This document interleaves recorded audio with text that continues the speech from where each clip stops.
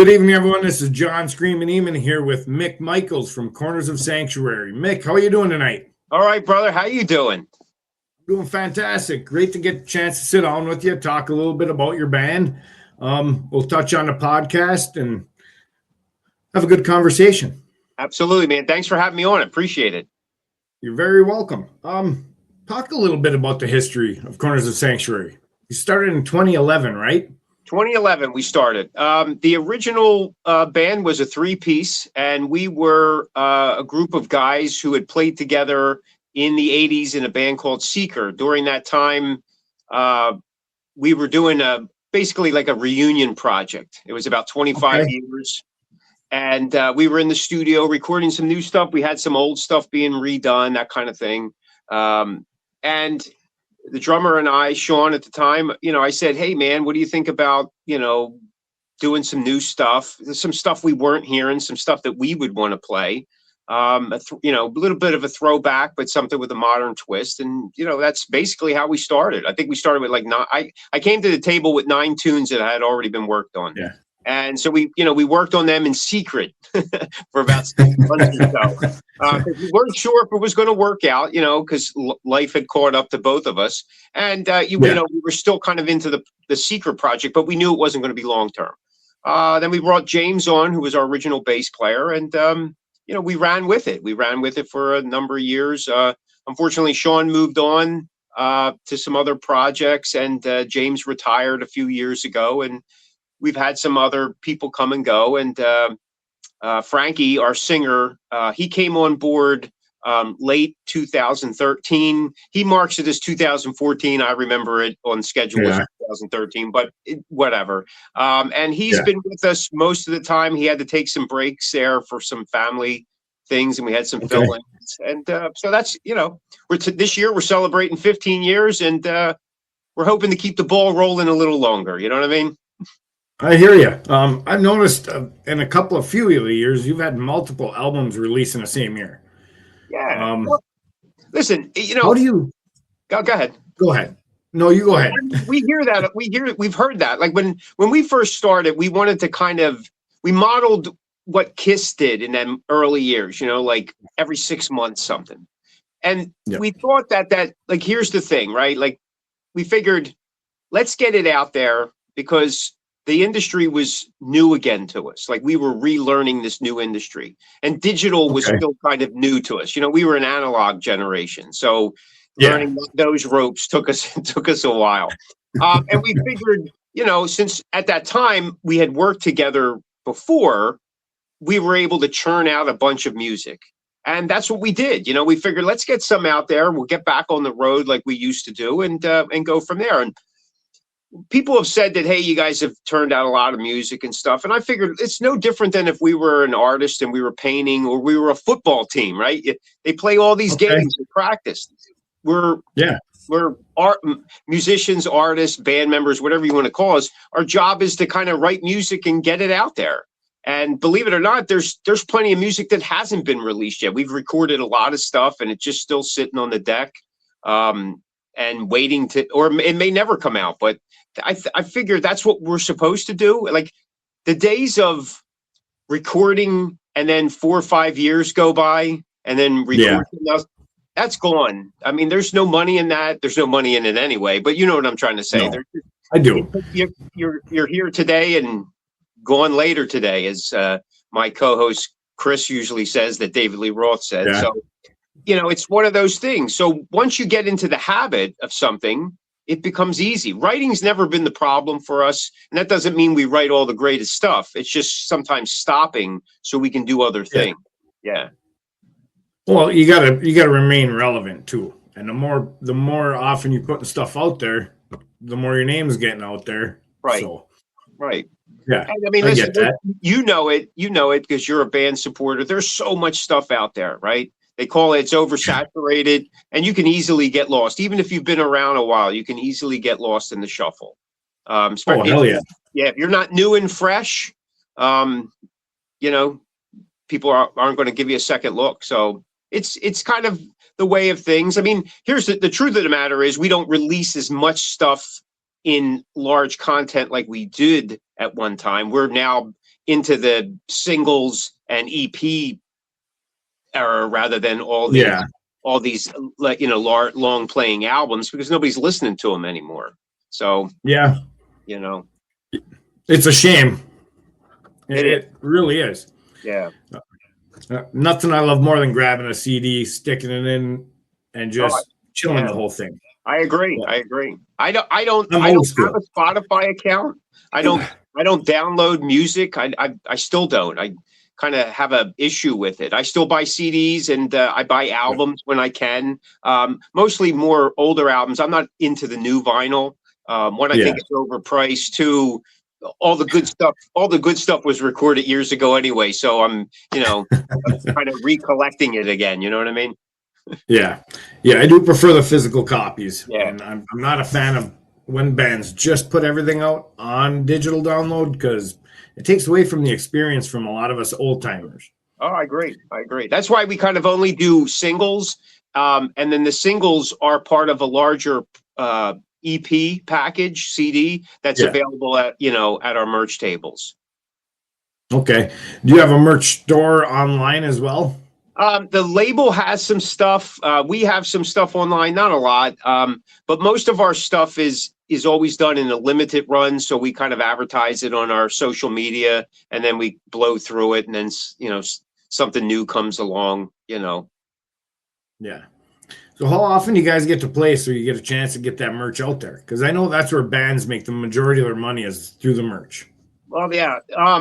Well, we don't play as often as we used to play, right? I mean, not to bring up all the bad stuff, but COVID changed everything. Though in the years following COVID, like once the gates opened, we were playing a lot until venues started disappearing. The people that we once worked with were gone. And we realized that, maybe we needed to be more selective, which we have become. And so we're doing a lot less shows, but I think we're doing better shows. So the last couple of months we've been off because we've been in the studio recording a bunch of stuff. So we have it lined up. But we pick up again next week. Actually, we're heading out. We're doing a little New England tour. And then we're going to be doing some other states. We're going to Delaware. We're going to be doing a Veterans Fest and a Field of Screams. We're doing 2 performances with them and some other little things coming up. So we got about 3 months worth of shows happening for us. I did notice that post about the Veterans Fest. And as a veteran myself, thank you. Absolutely. You want to talk about that show? Yeah. I mean, it's anytime that we can do something for somebody else, we try to do it, especially our veterans. Now, I'm not a veteran, but my father was, my grandfather was, tons of relatives. And so I came up through a family that understood that. And our bass player he's a Marine. And to me, honoring those people that put so much on the line so that I could play guitar, that's the least I can do is to donate my time and play and raise money for them and awareness and stuff like that. Because, it seems the good things in life, people sometimes forget to help out. Yeah. So this is just a nice way. And we write a lot about, war and what it's done to us. We did an album a couple years back called Heroes Never Die. And it was based on a lot of the stories that my grandfather had told me growing up about his time in World War II.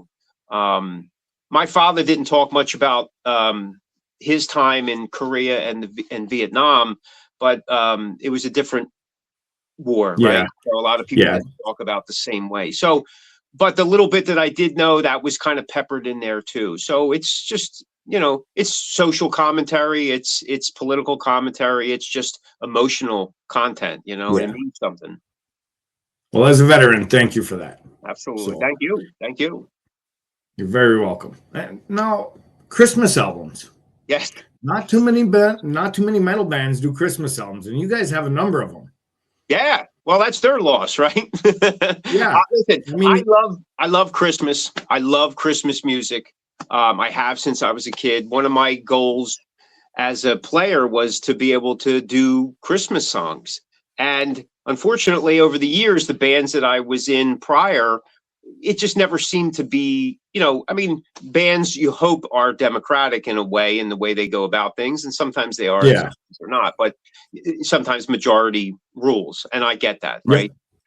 In this case, everybody was on board. So we did it Oh, cool. as something fun. It was a good break from the norm. And we never expected it to be an ongoing thing. It was just something we were going to do. And we decided to do it a second year, and here we are, 14 years later, and we're doing it still because everybody asks every year about it. And I'll be honest with you, it's good, makes good business sense because we get more airplay from, November, like, basically Black Friday to Little Christmas than we do on our regular stuff. And, Christmas music is timeless, so it can be re-released, repackaged, and it's a much broader scope when you think about listeners. And we've had a lot of people that were introduced to Corners of Sanctuary through our Christmas music before hearing our other stuff. So no kidding. Can't be that bad, right? We've heard some negativity too, sure, for the Scrooges out there, and they can keep going. But next month we go back in the studio to work on 2026's release. Is that going to be a Christmas album? Well, it won't be a Christmas album. We're just doing singles. For a while, we were bundling. I mean, now I think we have, for originals, we probably have almost 20 songs, and then we have about 8 or 9 of the traditional songs that we did over the years. So I think there is still one that you can get digitally, and we have copies that are that we bring out during the holidays that people can get if they want it. They can usually order it online or something like that. All right. How about influences for you? Who's influenced your sound? Oh, well, without a doubt, Judas Priest and early Accept, right? I mean, that new wave of British heavy metal. I mean, KK Downing's my favorite guitar player. I personally was influenced a lot by Kiss and Ace Frehley, though I don't play like him. There's just a simple simplicity that he has to his playing approach that, I kind of gravitated towards. I'm more like a Judas Priest block player, but those type of things, Sabotage and early Queensryche, things like that. I mean, but all the stuff like, John Sykes and Jakey Lee, George Lynch, those kind of guitar players too, as the 80s rolled on, they were huge influences on how you would consider approaching playing a part or arranging your guitars. And I came up through the ranks as a rhythm guitar player. I was always backing somebody up, and I loved it because I loved the rhythm. In this band, it's just one guitar player, so I'm kind of forced to play lead at time. Not a real big, exciting kind of guy about that, but I do what I can when I do it, but I make it as short as possible so I can get back to the rhythm, right? I hear you. So any other than the veteran show, what other shows are you doing out there? Well, we got to so next week we're in New York, and then we're going to Massachusetts, then we're going to Connecticut, then we're coming back into Pennsylvania, and then we'll be in we're going to be doing I think the next show then would be the Veterans Fest out somewhere in the middle of Pennsylvania. I'm not exactly sure, what, Schuylkill Valley somewhere. And then we're down in Delaware, and then we're doing some performances at the Field of Screams. That's that big haunted. Oh yeah. Yeah, and they have bands play, which is pretty exciting for us because you get thousands of people through there. And we're actually doing the opening night, and then we're doing a few weeks later. We come back around to do another night. And then in September as well, we're also opening up for Aaron Fink down in Maryland. Baltimore, I think. Okay. And we got a couple little showcases happening here and there. So that'll wrap some things up. I mean, we'll probably do a couple shows before the holidays really kick in, and then we'll take some time off like we always do. All right. Let's talk about your podcast a little bit. Okay. All right. Well, I mean, it's called The Cosmic Voice, and my co-host is Chris Natalini. He's the lead singer of Blood Feast. As I mentioned to you before we went on, Chris and I have been friends since we were kids.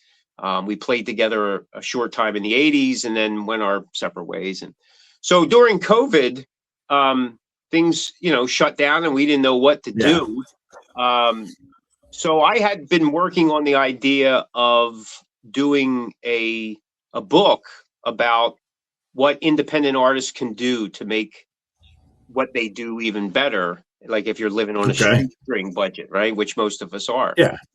We had, and my plan is, putting together big tours so you could go overseas and how you can negotiate pretty much anything and all that. Okay. And when COVID hit, Corners of Sanctuary was in the UK doing a tour and everything shut down. Oh, And we had to find a flight home, which was a little bit, we weren't sure that we were going to do that. So when I came back, I'm like, well, do I want to do this as a book? I'm not sure. So I started really writing some things down and jotting stuff. And at that time, that the podcast thing was really starting to explode. So I talked to Chris yeah. about it, thought it was a great idea. And after some trial and error, trying to figure out how two old guys can get the digital thing to work, we started, doing episodes, and we didn't expect it to go 8 seasons. We just figured we'd do it until things got back to normal, and we were going to go our merry way, because we both have kind of hectic schedules at times. But it kept going, and people seemed to like it. People seemed to listen. Over the course of time, we won an award, and we got rated on I don't know, Apple Podcasts, something for collaborations or something in the top 10. So we that's what we did. And the thing is we weren't doing a podcast weekly. What we did is we kind of developed it like a TV show. We did anywhere from 20 to 25 episodes per season, and then we took time off because we're doing other things. And we figured that way we could make the best show that we could, given what we were working with. And this way we weren't just kind of like grinding the wheels and just kind of repeating ourselves. So, and we wanted to be active indie artists, so that anything that we were doing especially during our hiatus time, we'd bring back to the show and discuss. And we show the good, the bad, and the ugly of what we do as artists that hopefully somebody else can pick up on. So that's kind of where we're at. And we're in hiatus right now. We wrapped up season 8 this past April. The show is syndicated, so you can hear past episodes. I mean, you can go to our website and hear past episodes, but it does air on another internet radio station. So it's fun. It's fun. Yeah. And the as far as you did write a book too, right? Yeah, I wrote a book with a co-author and historian, Antonio Loya. We wrote a book called When We Rock: The Story of the Philadelphia Rock Music Scene from 1978 to 1992. We wrote that, released last year, actually in July, and surprisingly, it did kind of well. It was the #1 book for a while in heavy metal. And it has pretty good legs. It stays within the top 100 of books quite regularly. And in right before the holidays last year, we started discussing the possibility of converting it to a documentary and really expanding. By January, we had already interviewed probably 15 different directors. Really? By February, we were laying out everything that we wanted to do, and we started filming in March. We actually wrapped up primary filming, and the first trailer is out now, and press is out. We did a music video of some behind the scenes stuff with a theme song that includes members of Corners of Sanctuary, Jaron Gulino, the bass player to Heaven's Edge and Lynch Mob, and Reggie Wu, the lead guitar player from Heaven's Edge. So everybody collaborate together on this song. So it's out now. And we're looking to have the documentary start screening by the end of the year. We're going to do some select screenings, invitationals, and then we're going to look to release it to maybe some smaller theaters, and then build from there, probably a streaming option at one point and some DVDs. But nowadays the platforms, there's so many things that we could do. We're just going to play it by ear, but we're already getting some positive feedback about it. People seem to be excited. It's a scene that's been overlooked way too long, in my opinion.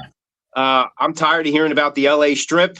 And I want to hear about, my hometown that I came up Yeah. through. When I was a kid playing, I 100% believed that I could make it out of Philly because all my hero bands were making it out of Philly. So I never thought about going to LA until the 90s entered. And I was like, maybe we should go. And by that time, it was too late. Yeah. Well, I'll say congratulations on that documentary, by the way, and the book. Thank you. So Yeah, you're very welcome. I'm excited about it. Our director, Matthew Scott Johnson, he's an award-winning Philly director, which was, pretty cool to have on board. And he's got an eye. He knows exactly what he's doing. And I'm so confident and so excited about what he's doing. I've been pinching myself going, oh my God, I can't believe this is actually happening, because, the book took 2 years to put together. Okay. A lot of it. But this is moving a little faster simply because the book put things into motion and it's gotten people excited.